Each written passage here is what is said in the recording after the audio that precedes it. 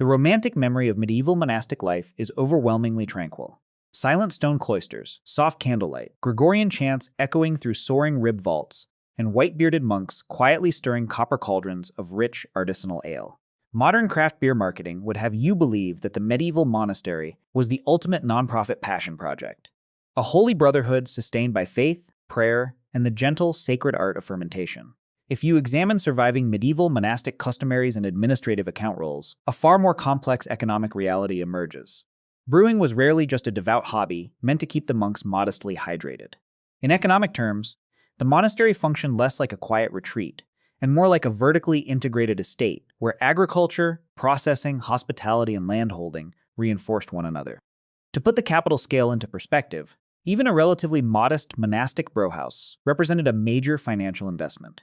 Building a fireproof stone structure equipped with copper brewing vats, specialized malting floors, and underground storage required a commitment equivalent to thousands of days of skilled manual labor. For an abbey of moderate size, laying the foundations and installing the infrastructure represented decades of concentrated capital accumulation. Furthermore, monastic dietary guidelines permitted a daily ration of ale for each monk. In a community hosting dozens of choir monks, lay brothers, and a permanent staff of servants, the institution required thousands of gallons of ale annually merely to satisfy its own internal consumption, before a single drop was exchanged with a visiting merchant or sold to a local tavern. How could an institution burdened by massive upfront capital costs, substantial non-revenue internal consumption, and unpredictable grain harvests maintain such an enduring economic footprint throughout the Middle Ages? The answer lies in understanding that a monastic estate was never simply in the business of selling beer. It was an integrated economic ecosystem. To comprehend how this economic engine functioned, one must look at the spatial layout of the monastic enclosure. The architectural design of a high medieval Benedictine abbey was not engineered purely for spiritual seclusion. Seen through a modern economic lens, the complex operated as an integrated processing and distribution network. At the outermost perimeter sat the monastic grange and grain storage barns.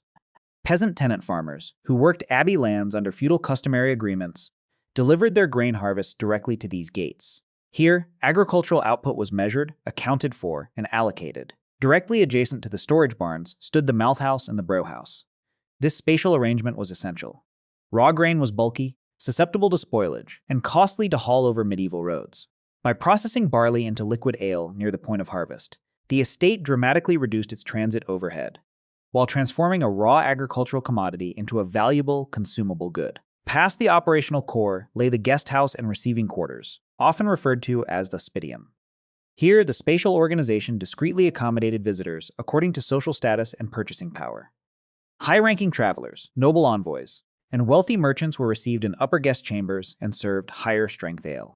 Lower-class travelers, peddlers, and day laborers were directed to outer gatehouses or secondary yards, receiving lighter-table beer brewed from secondary washings of the grain. Viewed as an economic framework, every threshold inside the complex could function as a monetized boundary. Lodging, stabling, grain storage, food, and drink were systematically organized. The monastery was not merely a cluster of stone buildings. It was a self-contained economic environment, designed to capture value at every stage of trade and transit. The management of a monastic estate relied on a clear division between long-term asset ownership and short-term operational management, a dynamic embodied by the relationship between the abbot and the cellarer. The institution itself, represented by the abbot and the chapter, acted as the long-term capital holder. The monastery's objective was generational continuity, preserving land holdings, maintaining political influence, expanding territorial rights, and ensuring the institution survived beyond any single generation. Its economic foundation rested on real property, arable land, water rights, and physical infrastructure, which offered long-term stability against economic fluctuations. The operational execution, however, fell to the cellarer, the senior monastic official overseeing secular finances, who managed the lay workers, hired artisans, and supervised daily production. The cellarer faced immediate cash flow obligations. He was tasked with covering annual ecclesiastical assessments, funding structural maintenance, purchasing imported supplies, and securing fixed daily rations for the entire resident community regardless of harvest conditions. If a severe drought occurred and grain prices escalated, the monastery's land ownership remained secure, but the cellarer's operational budget faced instant pressure. He had to navigate fixed operational requirements while dealing with volatile input costs. To manage this risk, manorial authorities relied on institutional privileges. In various regions across medieval Europe, ecclesiastical and secular lords maintained exclusive rights over essential processing facilities, such as mills, ovens, and brewing infrastructure, a system known broadly as manorial monopolies or banalités. Where these rights applied, local tenants were obligated to utilize the lord's infrastructure for a fee rather than operating independent facilities. By controlling these key processing bottlenecks, the institution stabilized its revenue and insulated itself against local market volatility. Operating an industrial-scale processing facility in the Middle Ages was a continuous struggle against physical degradation, environmental limits, and financial leakage. First was the risk of spoilage. In many parts of medieval Europe, brewers relied on herbal mixtures known as gruit to flavor and preserve ale, while the widespread use of hops expanded gradually and unevenly across different regions. Without the strong natural preservative properties later provided by hops, medieval ale had a short shelf life and could spoil rapidly in warm weather. A corrupted batch of ale represented an immediate loss of valuable raw grain and labor.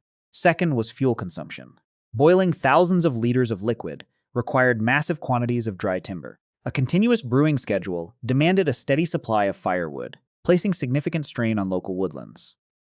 Monasteries that mismanaged their timber reserves were forced to purchase wood at elevated market prices, eroding their operating margins. Third was administrative leakage and shrinkage. Monastic audit records reveal continuous concerns over unauthorized consumption, misallocated inventory, and unrecorded transactions by estate staff and cellar hands, operating in subterranean storage vaults. Finally, there was the challenge of credit and outstanding debt. Monastic estates frequently functioned as regional financial hubs, extending credit to local nobles, landholders, and visiting merchants. These transactions were recorded on wooden tally sticks, or written ledgers. During broader economic downturns, these obligations could easily go unpaid. An estate could appear wealthy in terms of land and outstanding credit, yet experience acute liquidity shortages when cash was needed for immediate expenses. If basic ale was consumed internally or distributed locally at narrow margins, where did the estate's primary economic resilience come from? In many cases, beer was not the monastery's sole source of economic power. The true advantage came from integration. Brewing was a single component within a broader network of mutually reinforcing assets. Land led to grain, grain to brewing, brewing to livestock, livestock to hospitality, and hospitality to credit and influence. Consider the role of ingredient rights. In certain territories, ecclesiastical authorities held legal privileges over the harvest, preparation, and distribution of gruit herbal blends. Where these rights existed, independent local brewers were required to purchase herbal mixtures or licenses from the authority holding the privilege. Who controlled the essential ingredients controlled the industry. A second advantage was waste integration. The brewing process produced substantial quantities of wet spent grain. While an urban brewer might pay to transport spent grain away, a monastic estate fed this high-protein byproduct directly to its own livestock in adjacent farmsteads. This turned a processing byproduct into valuable meat, leather, and farm fertilizer without additional feed costs. A third advantage was information. Because the monastic guest house and administrative center served as hubs for long-distance travelers, pilgrims, and regional traders, the estate naturally became a center for information. Monastery officials gained early insight into regional harvest conditions, commodity price movements, and local financial distress. This information allowed the estate to structure agricultural loans, secure supply contracts, and manage its property portfolio with exceptional foresight. The ale brought travelers through the gate. The integrated network of land, infrastructure, and information provided the underlying economic strength.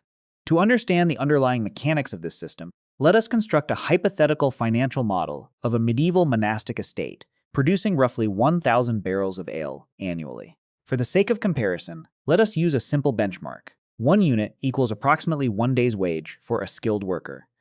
This is an illustrative storytelling tool designed to visualize the economic forces at play, rather than a formal historical currency. Before a single barrel is traded, the estate faces substantial baseline operating costs. Timber fuel, structural maintenance, and equipment repairs consume 600 units.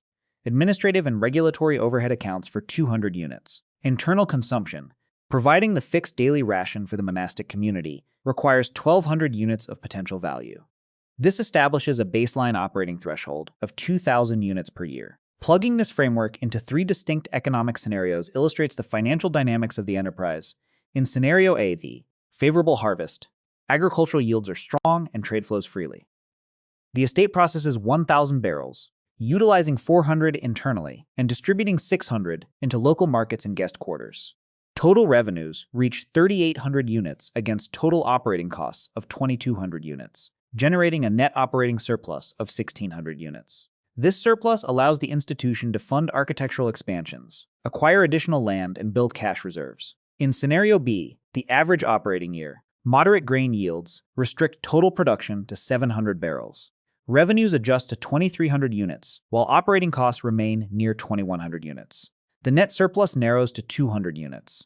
Under these conditions, the estate breaks even, but remains vulnerable to unexpected expenses or equipment failures. In Scenario C, the harvest crisis, localized crop failures double grain costs while fuel costs remain high. Total output drops to 400 barrels. Gross revenues fall to 1,100 units, but fixed maintenance and consumption needs push total expenses to 2,400 units, resulting in a net deficit of 1,300 units. To cover this shortfall, the estate must draw down reserves, pledge assets, or seek external credit. Historical records demonstrate how these dynamics played out in reality. During the late 13th century, the famous Abbey of Saint-Germain-des-Prés outside Paris controlled an extensive network of agricultural manors, mills, and processing facilities. However, when regional conflicts disrupted trade and poor harvests struck northern France, their large physical infrastructure turned into a heavy financial burden. Bound by fixed institutional obligations and debts owed to merchant creditors, the abbey faced severe liquidity crises, ultimately forcing it to lease out or alienate portions of its peripheral landholdings to restore financial stability. Yet, there is a crucial caveat to this economic narrative. Medieval monasteries were not modern venture-backed corporations, and monks were not 21st century venture capitalists wearing linen robes. Their primary, explicit purpose was spiritual and communal, not commercial. Beer was produced because water supplies could be uncertain, because grain provided essential calories, and because offering hospitality to strangers was a fundamental religious duty required by the rule of St. Benedict. So were these institutions secretly early capitalists? Not exactly. The more compelling truth is that in the medieval world, religion, economics, and social organization were never separate systems. The monastery was never just a monastery. It was an all-encompassing institution that blended spiritual authority with physical estate management. When you look back through the fog of history, the real lesson of the monastic brewery is not about greed or cynicism. It is about the power of vertical integration. The monks succeeded because they understood a principle that modern enterprises still navigate today. Whoever controls the land, the infrastructure, the supply chain, and the flow of information ultimately controls the economics.